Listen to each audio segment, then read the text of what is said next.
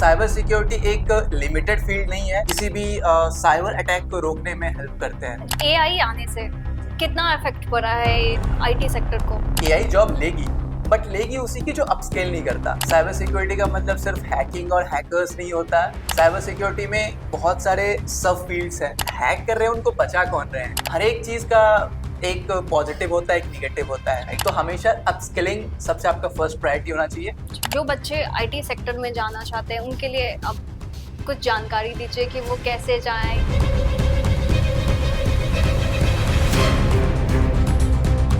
नमस्कार, आप देख रहे हैं केवी स्टूडियो बिहार। आपके साथ मैं रक्षंदा भारद्वाज। अभी हमारे साथ हमारे स्टूडियो में है बिहार बेगूसराय के 23 साल के युवा जो कि आईटी सेक्टर से मल्टीनेशनल कंपनी में जॉब कर रहे हैं। आइए इनसे कुछ खास बातचीत करते हैं। स्वागत है आपका। Thank you. मेरा नाम निशिकेत भारद्वाज है। मैं बेगूसराय बिहार का रहने वाला हूँ। करेंटली मैं अभी हैदराबाद में जॉब कर रहा हूँ। एक ब्रिस्टल मायर्स स्क्विब करके एक फार्मास्यूटिकल कंपनी है जहाँ पे मैं साइबर सिक्योरिटी की फील्ड में अभी करेंटली काम कर रहा हूँ। अच्छा।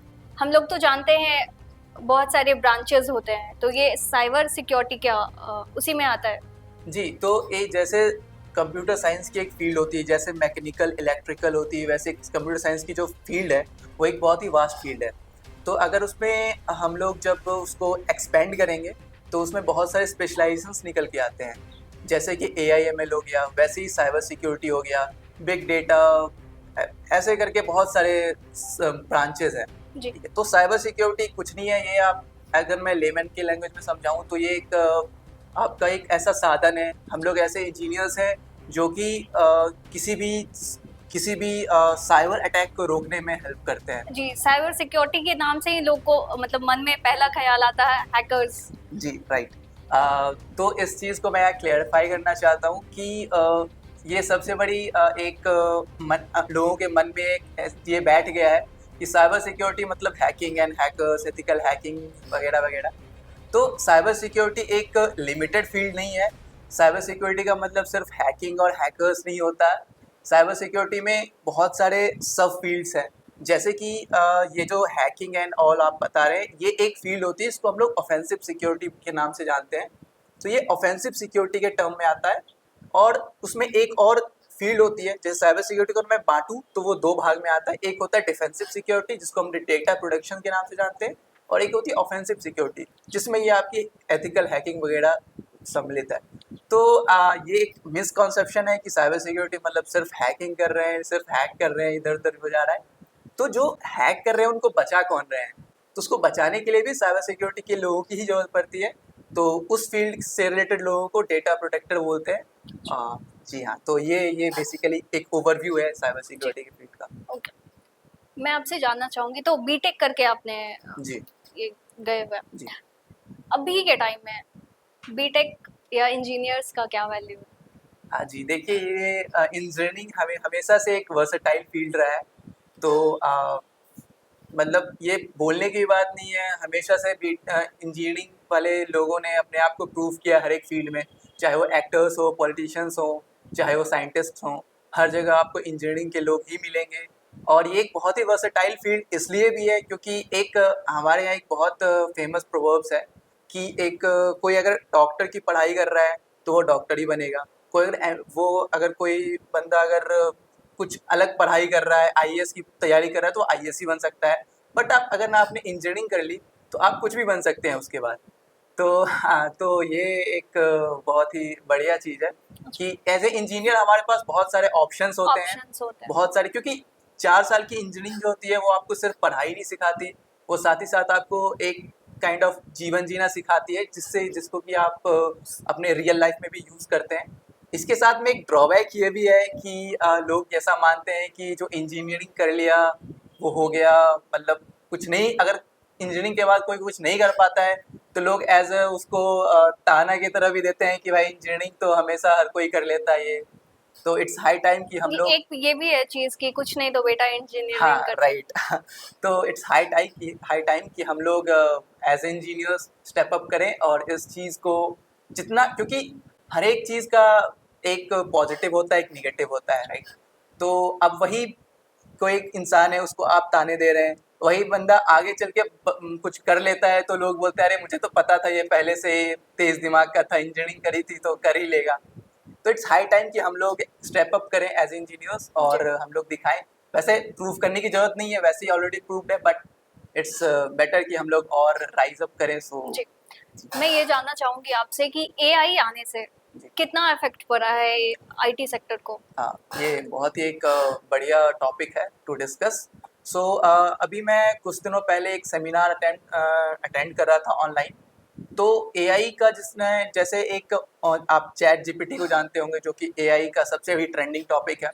तो चैट जीपीटी की जो पेरेंट कंपनी है ओपन एआई, उसके जो सीईओ थे सैम एल्ट्मैन, उनके थ्रू ही ये वेबिनार कराया गया था टू इनलाइट की क्या इस पूरे एआई के इवोल्यूशन को लोग कैसे देख रहे हैं। तो उसमें बहुत सारे क्वेश्चंस लोगों के नॉर्मली ऐसे आए कि क्या एआई जॉब ले लेगी, क्या एआई का क्या इम्पोर्टेंस है, क्या है। तो उनका जो मेन जो चीफ आर्किटेक्ट था, उन्होंने सिंपल सबसे पहले स्टार्टिंग ओपनिंग स्टेटमेंट यही बोली थी कि AI is just for bettering your options, it is for making your life easy not hard. इसका मतलब ये हुआ कि एआई जो है आपके जीवन को आसान बनाने के लिए उसका आविष्कार हुआ है, ना कि आपकी जॉब लेके आपका जीवन हार्ड करने का। तो ये एक मिसकॉन्सेप्शन है एआई के टर्म्स में। तो एआई वैसे तो बहुत ही इवॉल्विंग है और हमारे हेल्प के लिए किया गया है। अब ये डिपेंड करता है हमारे ऊपर कि हम उसको कैसे देखते हैं, कैसे एआई को यूज़ किया जाता है। तो ये डिबेटेबल टॉपिक है। एआई से लोगों को डरने की जरूरत है क्योंकि एआई से बहुत सारे फेक वीडियोस बन जाते हैं आजकल।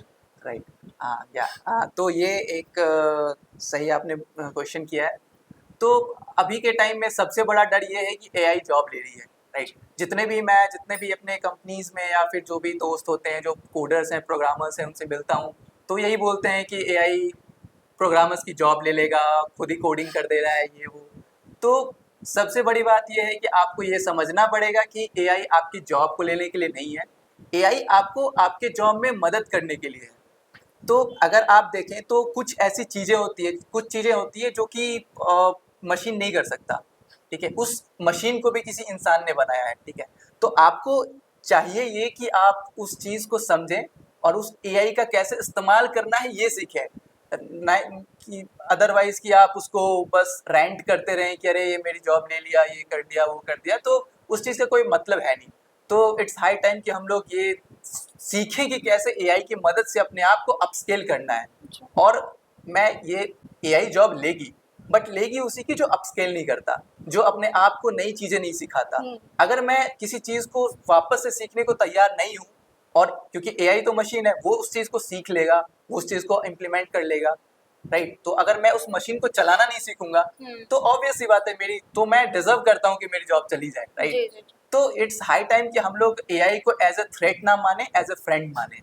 तो ये जैसे कि मतलब आपने बीटेक किया है और आप कोई स्पेसिफिक साइबर सिक्योरिटी आप पढ़ रहे हैं, तो उसमें भी आपको तरह तरह का आगे भी पढ़ना पड़ेगा। बिल्कुल बिल्कुल। तो यही एक सबसे बड़ी डिफरेंस है एक सरकारी नौकरी और कॉर्पोरेट जॉब में, कि सरकारी नौकरी में आपको एक बार जब जॉब मिल जाती है तो आपका लाइफ स्टेबल हो जाता है, आपकी लर्निंग कर्व रुक जाती है। बट एज इन कॉर्पोरेट आपको हमेशा एक स्टीप कर लर्निंग करते रहना पड़ेगा, हमेशा सीखता रहना पड़ेगा।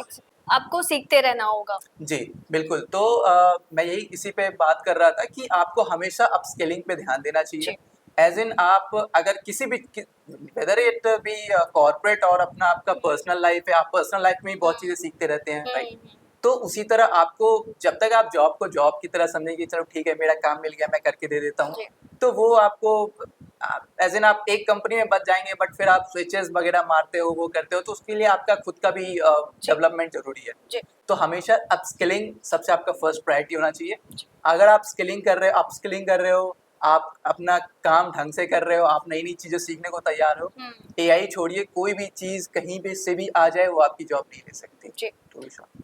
एआई से डरने की जरूरत है या नहीं, ये मैं जानना चाहती हूँ। जी, तो एआई का जैसे मैंने बताया, टेक्नोलॉजी जो है वो एक वेपन की तरह भी काम करता है और एक बून की तरह भी काम करता है। तो इन द सेंस कि उसके कुछ पॉजिटिव्स भी हैं, कुछ नेगेटिव्स भी हैं। जी। तो मैं ये कहूँगा कि डरने की ज़रूरत नहीं है, उससे सतर्क होने की ज़रूरत है। आपको उसके यूज़ेज़ के बारे में आइडिया होने की, अब इट्स टाइम कि आप अपने आप को शिक्षित करें कि एआई का क्या यूज़ है, और मैं अगर एआई यूज़ कर रही हूँ या मैं टेक्नोलॉजी के फील्ड में हूँ, तो मैं कैसे उसको उससे बच सकती हूँ, राइट?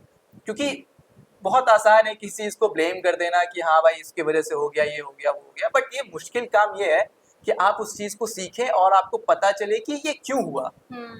क्योंकि कोई भी चीज़ अगर हो रही है, कुछ भी अगर गलत हो रहा है, तो कहीं न कहीं कुछ ना कुछ लापरवाही है उसके पीछे। तो मैं कहूँगा उससे डरिए मत, बट उसको सीखिए, उसको आप समझिए और देखिए कि कैसे उससे बेटर रिजल्ट्स ले सकते हैं। टेक्नोलॉजी जितना लाइफ को आसान करती है उतना नुकसान भी करती है, इस बात को मानेंगे आप? जी, जी, बिल्कुल, बिल्कुल। ये तो फैक्ट है, क्योंकि जैसे मैंने बोला, प्रीवियस क्वेश्चंस में भी बोला कि किसी भी चीज़ के 2 पहलू होते हैं। एक सिक्का है, अगर उसको उछाला जाता है तो उसके भी 2 पहलू होते हैं। तो टेक्नोलॉजी के साथ भी वैसा ही है, अगर वो पॉजिटिव है तो इक्वली नेगेटिव भी है।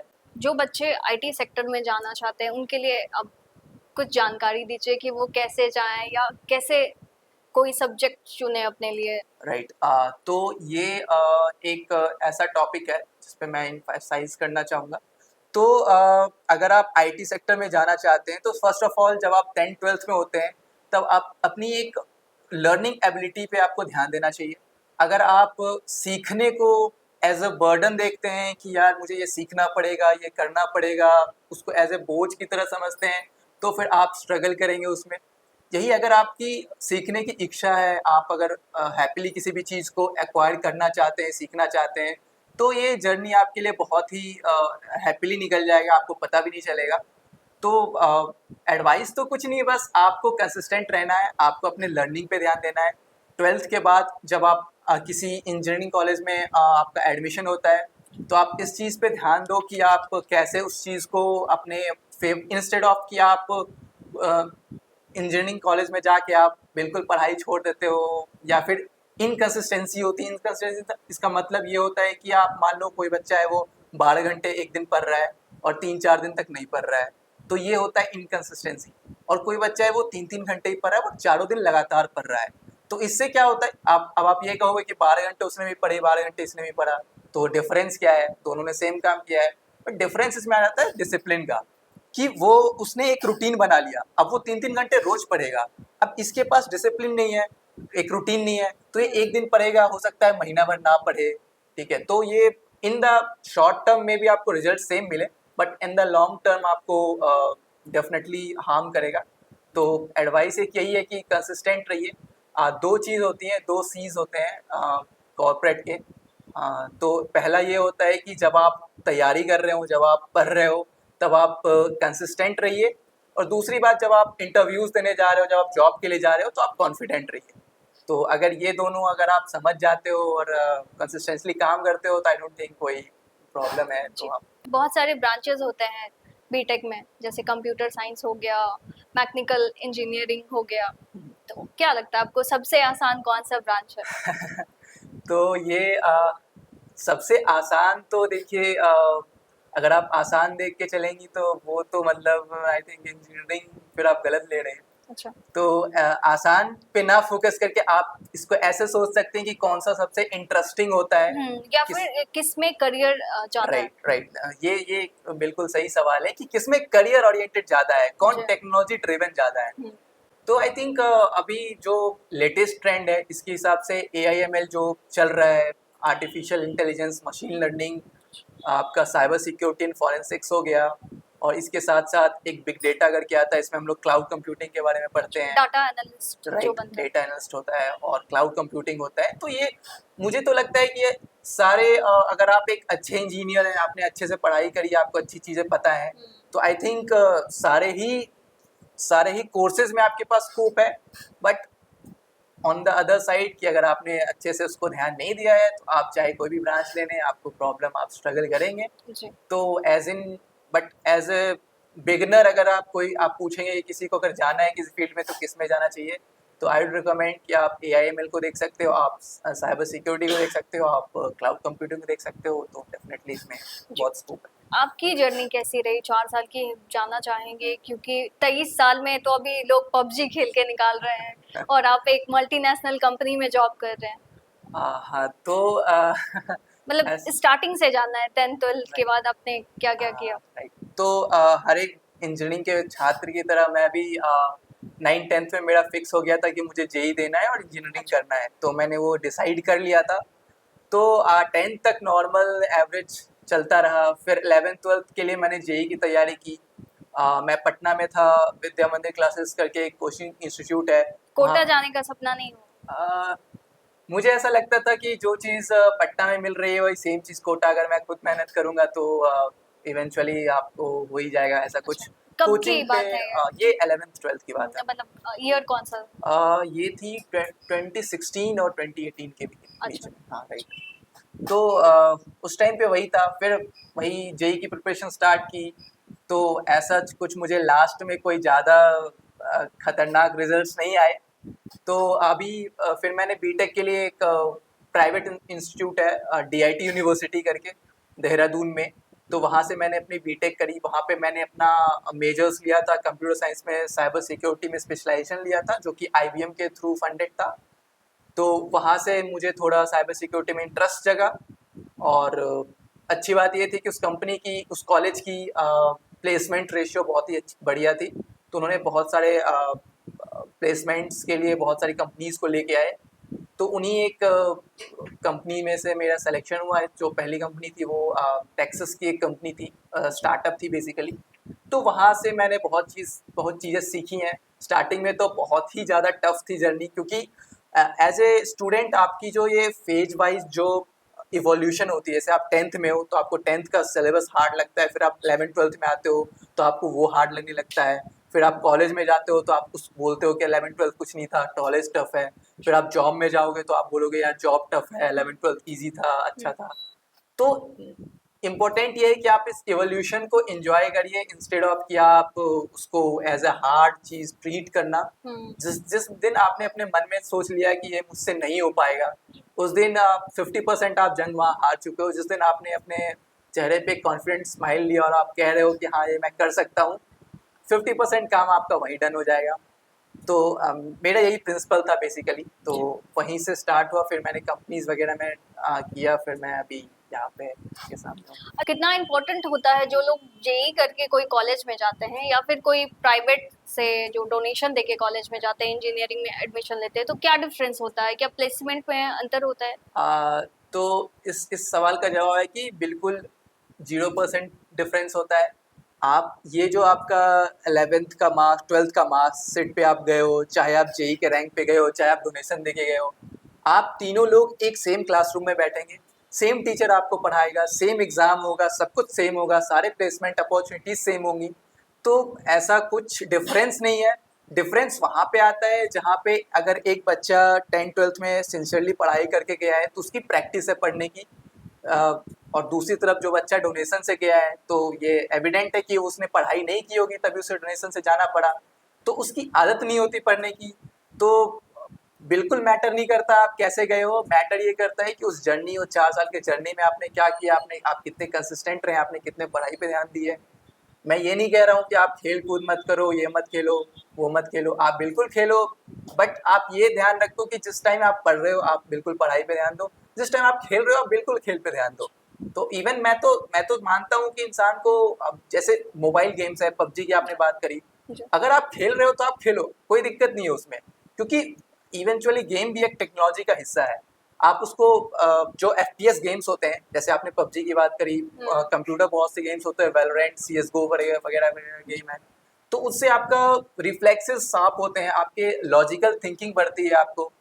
तो इसमें बिल्कुल बुराई नहीं है कि कोई बंदा गेम खेल रहा है और ये कॉलेज टाइम पे ये वो कर रहा है, बट इवन आपको इम्पोर्टेंट ये है कि आपको समझना है कि आपको प्रायोरिटाइज किसको करना है। आपने अगर पढ़ाई कर ली है उसके बाद अपना एक्स्ट्रा करिकुलम एक्टिविटी में कर रहे हो तो कोई दिक्कत नहीं है उसमें मेरे हिसाब से।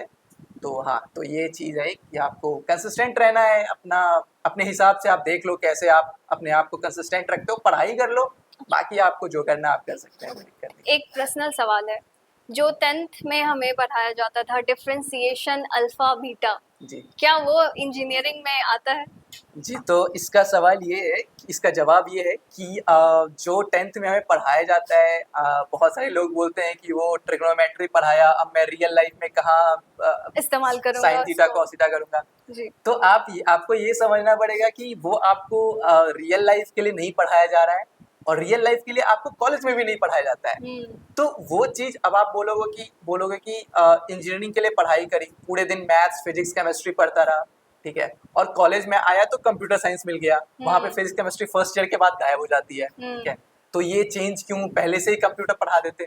तो इसका मतलब ये मेन वो मोटिव ये होता है पढ़ाने का कि आपका कॉन्सेप्ट बनना चाहिए। अच्छा। जो आप मैथ सॉल्व करते हो या फिजिक्स का चीज़ें समझते हो, केमिस्ट्री की चीज़ें एक्सपेरिमेंट करते हो लैब से, उससे आपका कॉन्सेप्ट क्लियर होता है।